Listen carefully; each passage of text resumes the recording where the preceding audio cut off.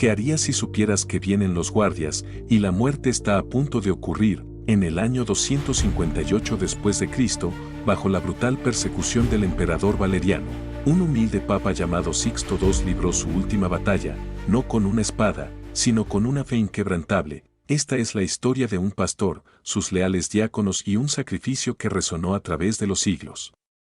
El Papa Sixto II fue elegido obispo de Roma en una de las épocas más peligrosas para dirigir la Iglesia.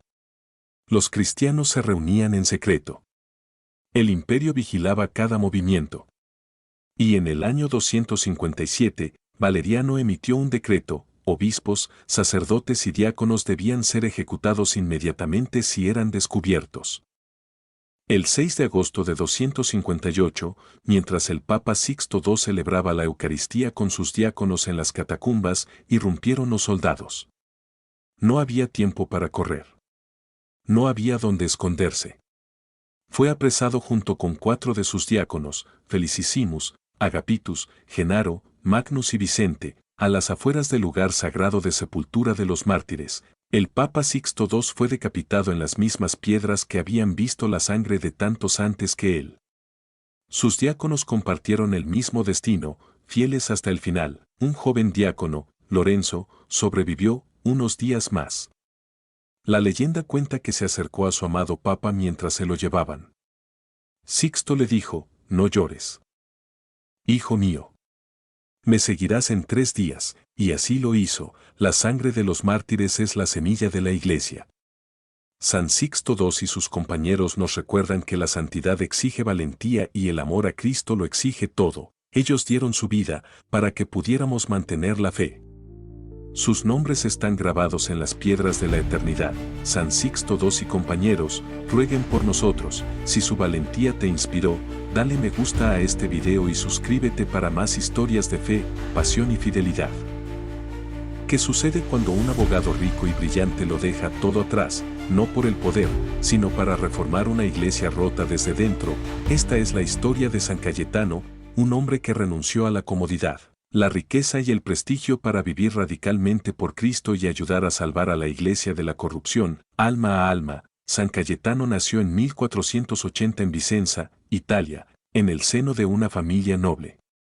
Estudió Derecho en la Universidad de Padua y se convirtió en un brillante jurista. Pero si bien tuvo todas las oportunidades para disfrutar del éxito mundano, su corazón anhelaba algo mucho más profundo: la santidad. Ordenado sacerdote en 1516, Cayetano no se conformó con celebrar la misa. Se convirtió en un reformador desde dentro, viviendo con austeridad, cuidando a los enfermos y promoviendo los sacramentos, especialmente la comunión frecuente, algo poco común en aquella época. Pero la Iglesia a principios del siglo XVI estaba en crisis, plagada de la decadencia moral, la mundanidad y la amenazante sombra de revuelta protestante. Cayetano respondió no con ira, sino con acción.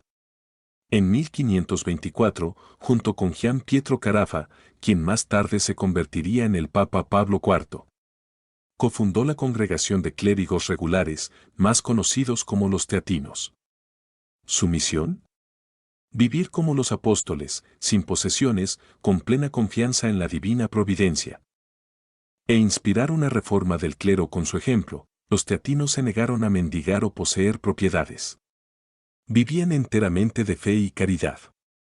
El corazón de Cayetano también ardía de compasión por los pobres y los enfermos, especialmente durante las plagas y las guerras. A pesar de las pruebas, incluyendo su encarcelamiento durante la agitación política en Nápoles, Cayetano nunca dejó de predicar la esperanza, la humildad y la confianza plena en Dios. Murió en Nápoles el 7 de agosto de 1547, susurrando su última oración: déjame morir en los brazos de Jesús.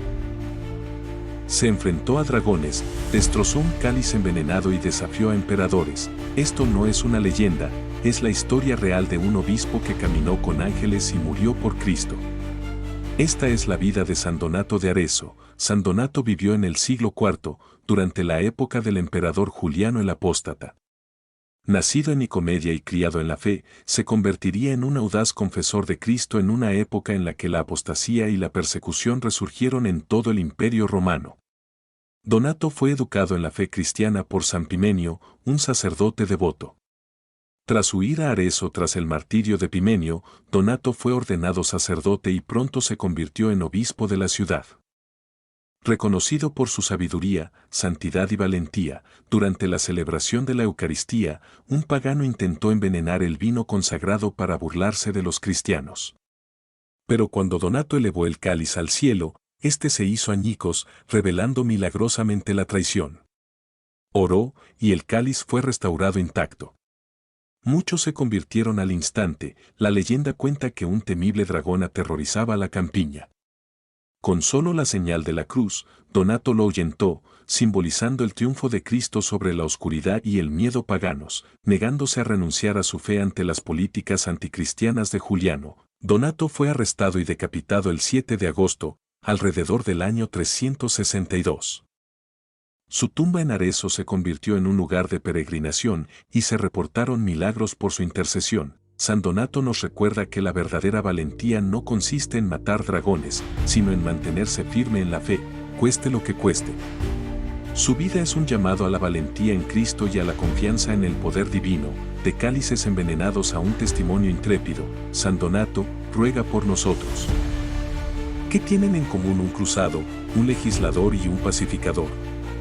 En el turbulento corazón de Tierra Santa, un hombre forjó el alma de una futura orden santa.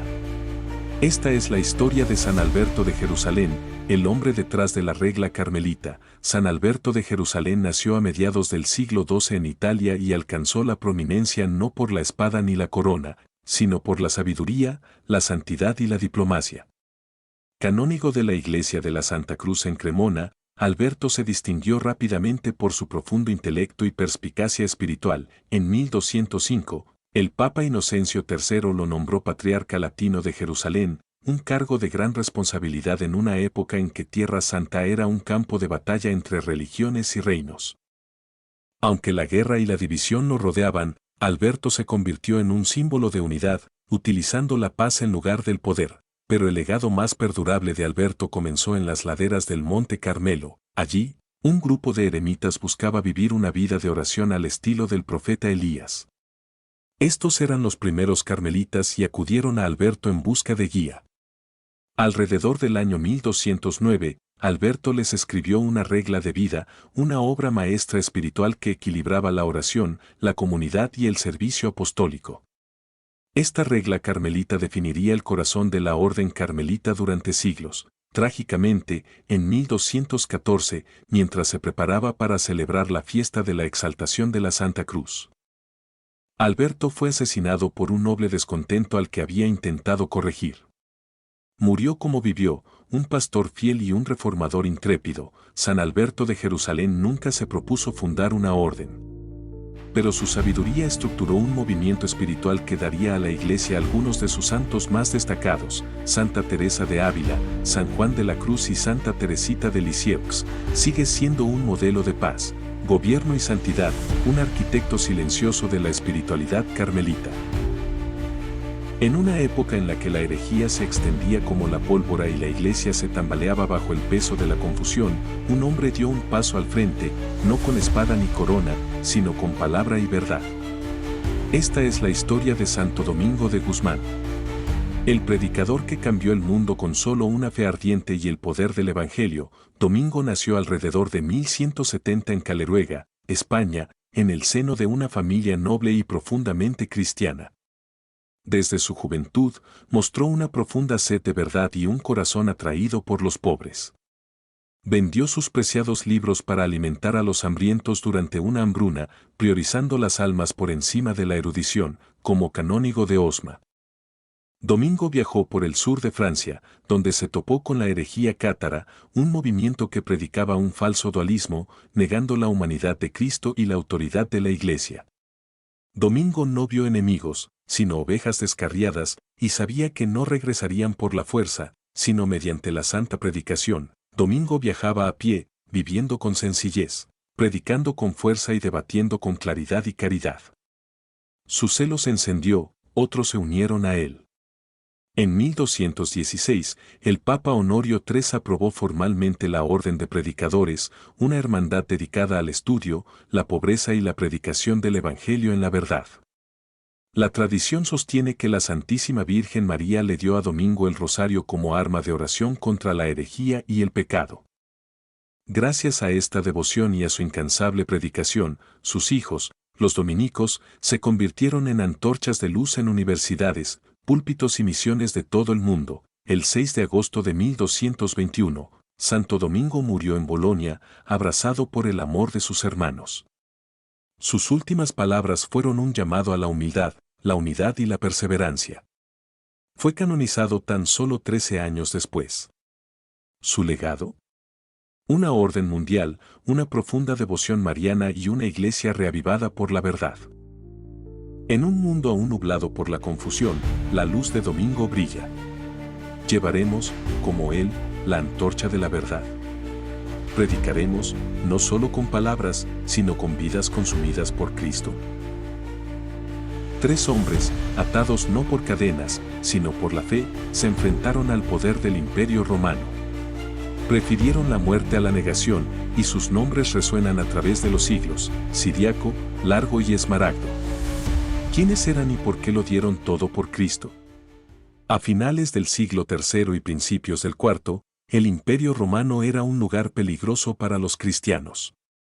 Bajo el emperador Diocleciano, la persecución alcanzó su punto álgido.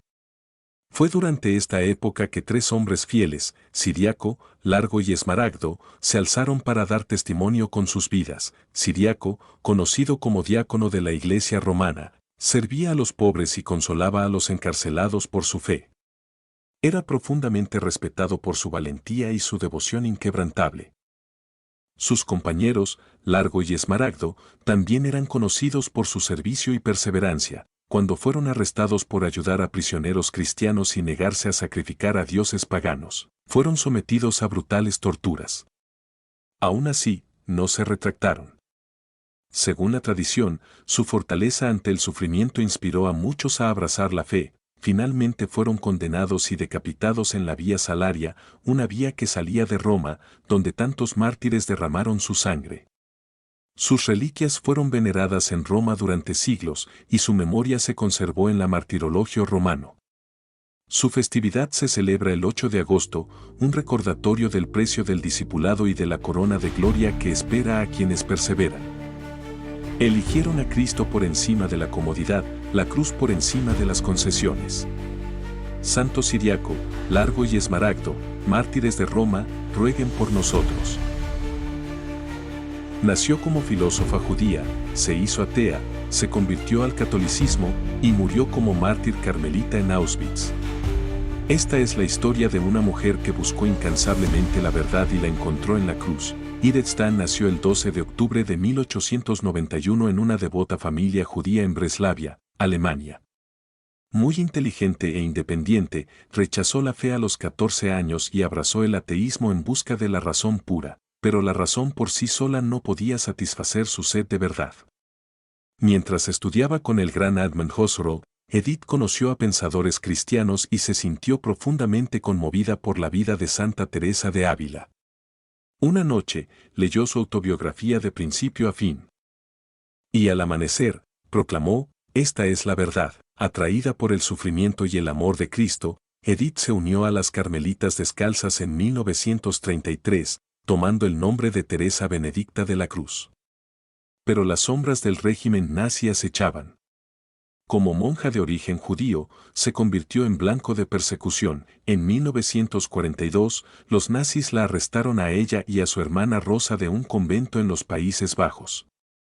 Días después, el 9 de agosto, Santa Teresa Benedicta de la Cruz murió en las cámaras de gas de Auschwitz, declarada copatrona de Europa por el Papa Juan Pablo II en 1999. Edith Stein, Santa Teresa Benedicta de la Cruz, se erige como un testimonio eminente de la fe, la razón y el amor sacrificatorio en un mundo desgarrado por el odio.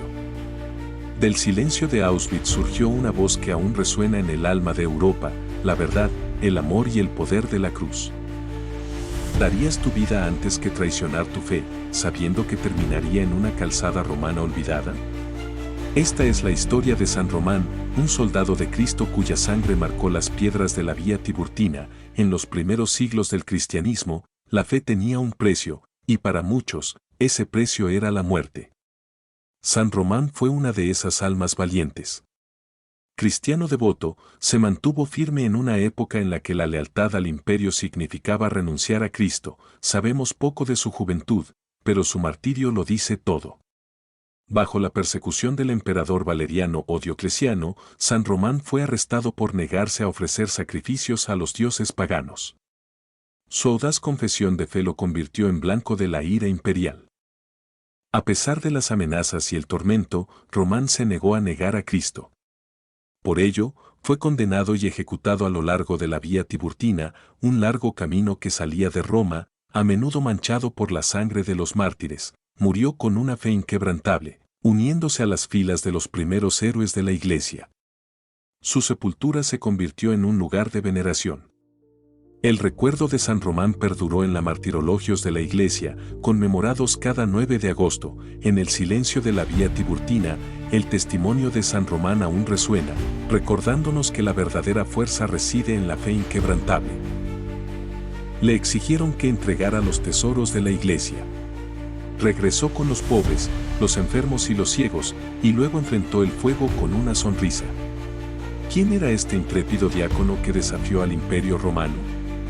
En el corazón de la Roma del siglo III, cuando el cristianismo era proscrito y brutalmente perseguido, un joven diácono nacido en España llamado Lorenzo se alzó como un faro de valentía, caridad y fe inquebrantable.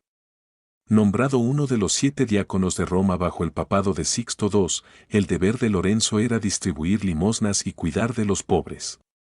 Cuando el emperador Valeriano desató una feroz persecución en el año 258 después de Cristo, el Papa Sixto fue arrestado y ejecutado. No sin antes decirle a Lorenzo, me seguirás en 3 días, como se predijo, Lorenzo fue convocado por las autoridades romanas y se le ordenó entregar las riquezas de la Iglesia. Pero en lugar de oro y plata, reunió a los marginados, viudas, huérfanos y enfermos, presentándolos al prefecto con palabras audaces, estos son los verdaderos tesoros de la Iglesia. Indignado, el prefecto lo condenó a una muerte lenta y pública. Lorenzo fue atado a una parrilla sobre brasas. La leyenda cuenta que, en medio de la agonía, mantuvo el sentido común. Con humor, dice con una sonrisa, denme la vuelta. Ya no me queda nada por aquí. San Lorenzo fue martirizado el 10 de agosto del año 258 después de Cristo. Pero su gozosa valentía resuena a través de los siglos. Es el santo patrón de los diáconos, los pobres e incluso, irónicamente, los cocineros.